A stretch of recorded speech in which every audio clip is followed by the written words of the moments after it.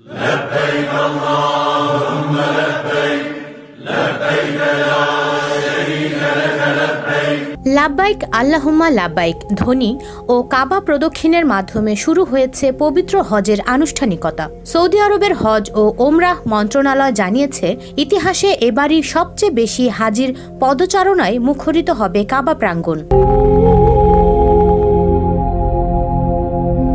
রোববার ২৫শে জুন কাবাঘর প্রদক্ষিণ করেন বিশ্বের ১৬০টি দেশ থেকে আসা লাখ লাখ হাজি। ইতিহাসের সবচেয়ে বড় হজ হওয়ার ব্যাপারে মন্ত্রণালয়ের এক কর্মকর্তা বলেছেন, এবছর আমরা ইতিহাসে সবচেয়ে বড় হজ প্রত্যক্ষ করব।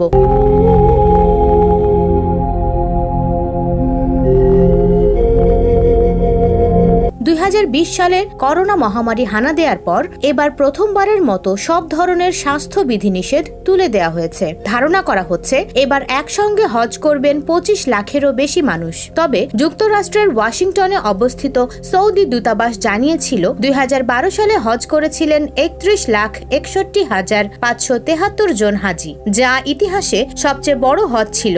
এবার এ সংখ্যাটি পার হয়ে যাবে বলে আশা করা হচ্ছে। করোনা মহামারীর কারণে ২০২০ সালে হজ করার সুযোগ পেয়েছিলেন মাত্র ১০,০০০ মানুষ, ২০২১ সালে ৫৯,০০০, আর গত বছর এই সংখ্যাটি ছিল ১০ লাখ। স্থানীয় সময় রোববার সন্ধ্যায় হাজিরা মিনার দিকে যাবেন, যা কাবা থেকে ৮ কিলোমিটার দূরে অবস্থিত।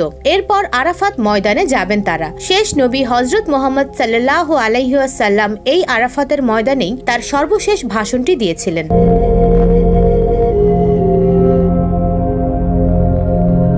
হাজিরা যেন নির্বিঘ্নে হজের সব আনুষ্ঠানিকতা পালন করতে পারেন, সেজন্য সব ব্যবস্থা নিয়েছে সৌদি সরকার। মিনায় হাজিদের সুবিধার্থে খাবারের ব্যবস্থা রাখা হয়েছে। এছাড়া তাদের নিরাপত্তায় মোতায়েন করা হয়েছে আইন শৃঙ্খলা রক্ষাকারী বাহিনীর সদস্যদের।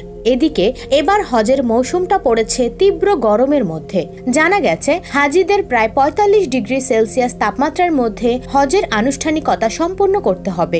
এই গরমে কেউ অসুস্থ হয়ে পড়লে যেন তাদের চিকিৎসা সেবা দেয়া যায়, সেজন্য ৩২,০০০ স্বাস্থ্যকর্মী ও পর্যাপ্ত অ্যাম্বুলেন্সের ব্যবস্থা রাখা হয়েছে। এবছর হজের মূল আনুষ্ঠানিকতা শুরু হবে আগামীকাল ২৬শে জুন, যা চলবে ১ জুলাই পর্যন্ত। আর এবছর সৌদি আরবে ঈদুল আজহা উদযাপিত হবে ২৮শে জুন।